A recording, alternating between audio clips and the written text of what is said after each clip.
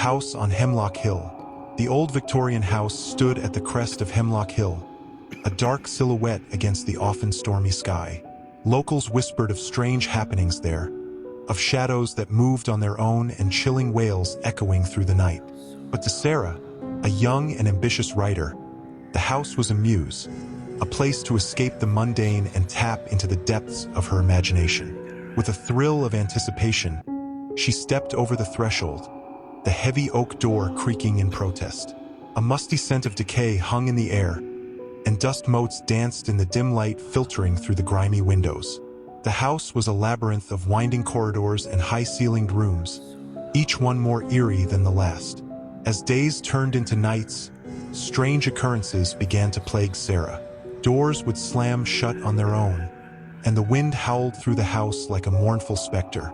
Shadows seemed to writhe and contort, taking on grotesque shapes in the corners of her vision. And then there were the sounds, whispers, moans, and the faint scratching of claws against the floorboards. One night, as Sarah sat alone in the dimly lit library, she heard a soft tapping at the window. Heart pounding, she crept closer, her breath misting the glass.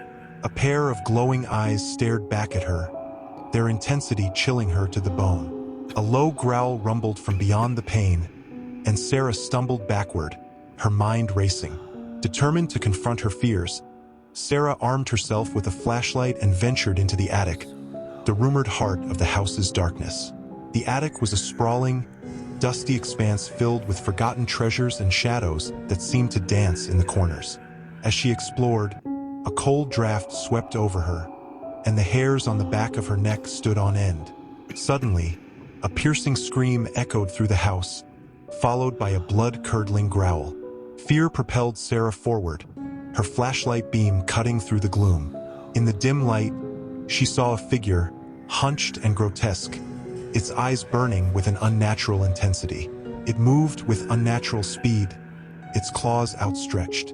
Terror consumed Sarah as she turned and fled, her heart pounding in her chest. The figure was gaining on her, its ragged breath hot on her neck. She stumbled and fell, the flashlight clattering to the floor. Darkness enveloped her, and she could hear the creature's sinister laughter. Desperation fueled her, and she scrambled to her feet, her hands searching blindly for something, anything to defend herself. Her fingers closed around a heavy antique candlestick, and she swung it with all her might. The candlestick connected with something solid, and a howl of pain echoed through the attic. In the ensuing chaos, Sarah managed to escape the attic and flee the house. The morning sun greeted her as she stumbled out into the fresh air, her body trembling and her mind reeling. The house on Hemlock Hill stood silent and ominous, its secrets still buried deep within its shadowy depths. As the days passed, Sarah began to recover from her ordeal, but the horrors she had witnessed continued to haunt her dreams. She had escaped the house, but the darkness within its walls had seeped into her soul. One night, as she lay in bed, paralyzed by fear, she heard a familiar tapping at the window. Her heart froze as the glowing eyes appeared once more. A cold dread washed over her as she realized that the evil she had encountered was not confined to the house on Hemlock Hill. It had followed her, a sinister presence lurking in the shadows of her mind. Sarah knew she had to confront her fear, to exorcise the demons that had taken root within her.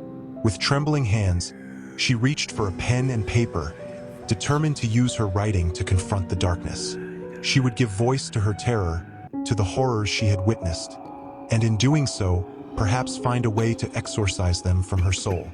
As she began to write, the words flowed freely, a torrent of fear and anguish pouring onto the page.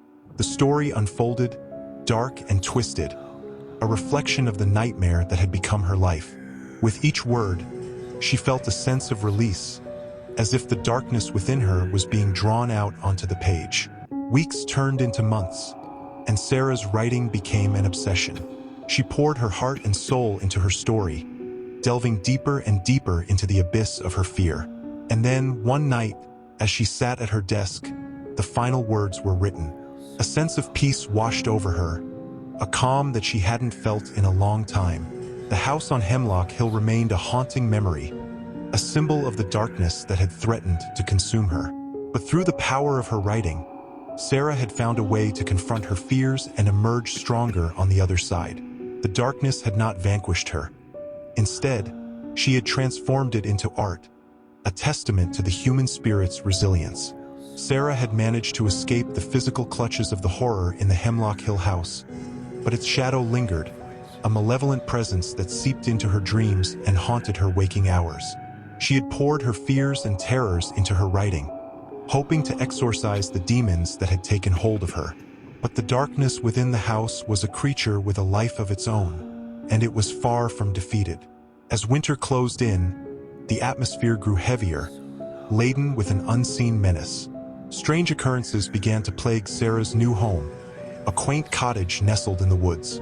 Objects moved on their own, inexplicable cold spots appeared, and an eerie silence hung over the house, broken only by the creaking of old timbers and the distant howl of the wind. One night, as Sarah lay in bed, a shadow moved across the wall. It was more than just a shadow. It was a shape, a grotesque, inhuman figure that seemed to writhe and contort. Fear paralyzed her as the shape grew larger, filling the room with its ominous presence. A low growl echoed through the darkness, a sound that chilled her to the bone.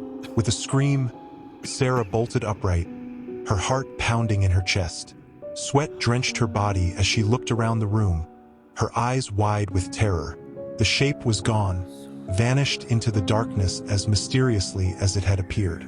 But she knew it was there, watching her, waiting for the perfect moment to strike. A sense of despair washed over Sarah. She had tried to escape, to bury the horrors of Hemlock Hill deep within her, but the evil had followed her, a relentless predator stalking its prey. She was trapped in a nightmare, a prisoner in her own mind. Determined to fight back, Sarah began to research the supernatural, desperate to find a way to combat the evil that haunted her. She discovered ancient rituals, dark prayers, and forbidden knowledge. It was a dangerous path, but she was willing to risk anything to rid herself of the terror that consumed her. Armed with a newfound knowledge of the occult, Sarah began to perform the rituals she had learned. She created a sacred space in her home, adorned with symbols of protection. She chanted ancient incantations, her voice echoing through the silent house.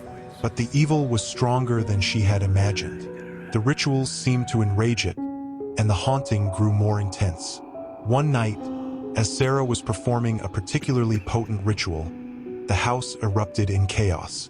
Objects flew through the air, the furniture seemed to writhe and contort, and a chilling wind swept through the rooms. A blood-curdling scream echoed through the house, and then silence. When the dust settled, Sarah was alone. The house was in ruins, but the evil was gone, or so she thought. In the aftermath of the ordeal, Sarah was left with a profound sense of emptiness.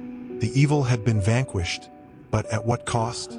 She had lost her home, her sense of security, and perhaps a part of herself.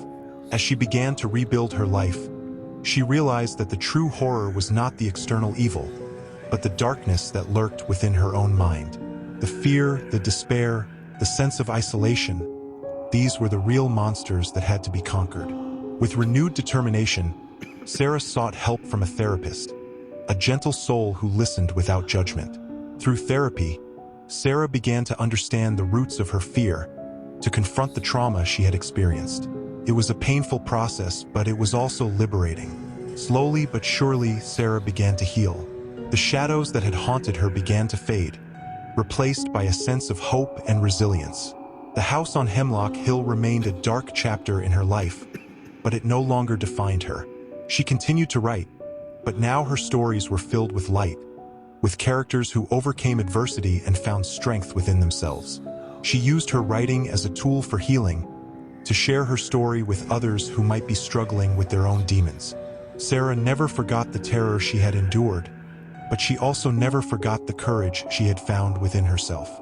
The evil that had once consumed her had been transformed into a source of strength, a catalyst for personal growth. And so, Sarah lived on, a survivor of horror, a testament to the indomitable human spirit. The house on Hemlock Hill was a haunting memory, but it was no longer a prison. It was a place where darkness had been confronted and conquered, a place where hope had triumphed over fear.